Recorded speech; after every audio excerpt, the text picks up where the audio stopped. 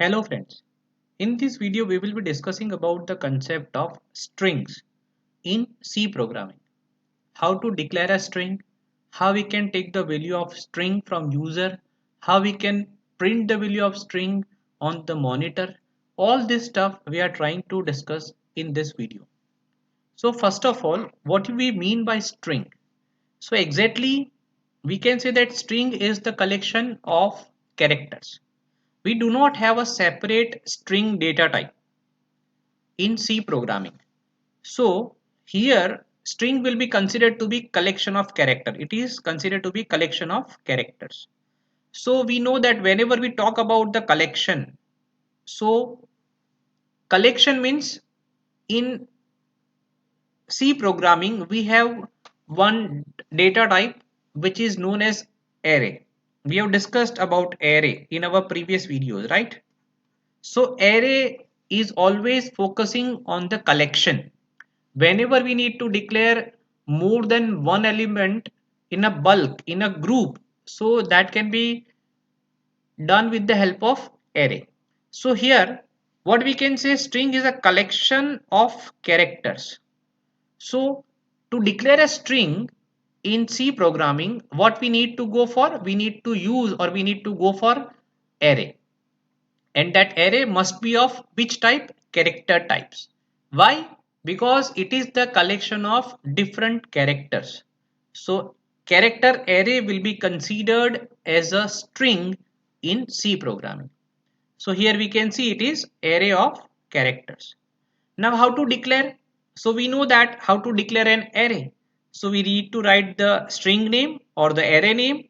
We need to specify the size. But here what we'll be doing? We'll be writing data type as character, because string is the collection of characters, so that we have taken an array and the data type we have taken is character. Here you can see the example, character str of 5. So it means that we have an array named as str and which can able to hold 5 characters within itself, and the data type is character. So here whenever it will be declared, this type of memory allocation we can see str of 0 to str of 4, and we can see the memory. So since character occupies 1 bytes, the memory representation can be like this also. Since it is array, the index starts from 0 and it ends at size minus 1. So here you can see that str of 5. So index starts from str of 0 and the last element is str of 4. So it means in nutshell we can say that string is collection of characters in C programming. To declare a string in C, what we need to declare? We need to declare character array. Now what are the ways we have to scan string from the user? So here we have basically two different approaches available. One is statically we can declare, we can define, we can initialize. Statically means that should be written in a program, and every time you execute a program the value of that particular string will remain as it is, since it is hard coded in the program. So how we can do that? So we have declared a string like this, character array str of 5, data type is character, and we have mentioned series of characters written within it. So it means that the first character will be A, then B, then C, then D. Now this is considered to be null character. It is considered to be null character, and all the strings should end with null character. So when null character encounters, it interprets or it notifies that this is the end of the string, so that all the string should end with null character. It is backslash and O. So this is considered to be null character. So this is how we can declare a string.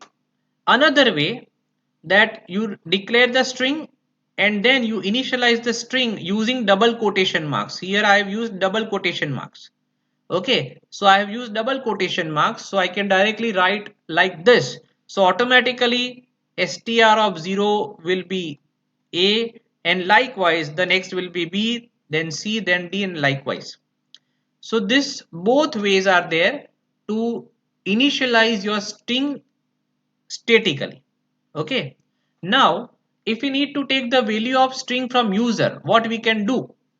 So there are some methods available. So first of all, there is a method getS. Get, we know that get means to take, and S stands for string. So we are taking string from user. What we need to write? We need to write the name of the string. So getS is a method, and into bracket we need to write string name. Okay, we just write the string name, will not be mentioning any square bracket or any index within it. So getS string name. It is the simplest and safest way to take the value of string from user. Very simple, just write getS into bracket string name.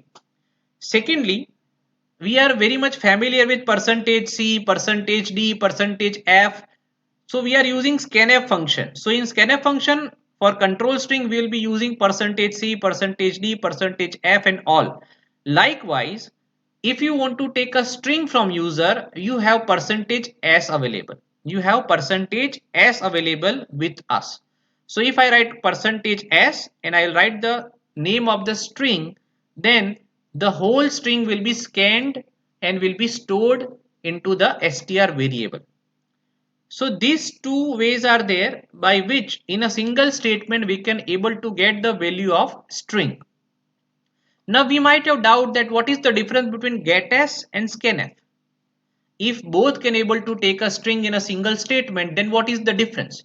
So yes, if you take the value using getS, suppose I am entering the value, this is string, and the same I am entering with the help of scanf %s, the same, what this is string. Now what will happen if you enter the statement as a string? The whole statement will be considered as the part of the variable str if we go with the help of getS method or getS function. But if we try to do the same sort of thing with the help of scanf %s, then this only this will be considered as a part of string. So when you print str, it will only print this. The remaining part will be skipped. It will be skipped. So here space is considered as a termination. So all the characters which comes before space will be considered as a part of a string when we use a scanf function to scan the value of string. But that is not the case when you are using getS method. In getS method, whatever you have written will be considered as a part of the string. Okay, so basically safe and very feasible way to take a value of string from user is getS. Now still we have other options available, that we have get character. Now we know that get character is to take a single character from user. Now your string is what? String is a collection of character. So we can take a single character at a time and we put that statement in a loop so that we can able to get many number of characters using the concept of loop and get char. So what will happen? So using that we can able to get the collection of characters, and the collection of character is considered to be string. So the third way is this, but in that you need to use a loop. Why? Because you are taking a single character at a time. You are taking a single character at a time. But string is what? Collection of characters. So you need to take multiple characters. So we will be writing this statement str of I equals to get char. We'll be putting this statement into the loop so that this particular statement gets executed for 5 times. So we can able to take 5 characters, and 5 characters we can say that it's a string. Okay, it's a collection of character and it's a string. In the same way, to scan a single character from user, we can write scanf also. So scanf, in place of percentage s, we have percentage c.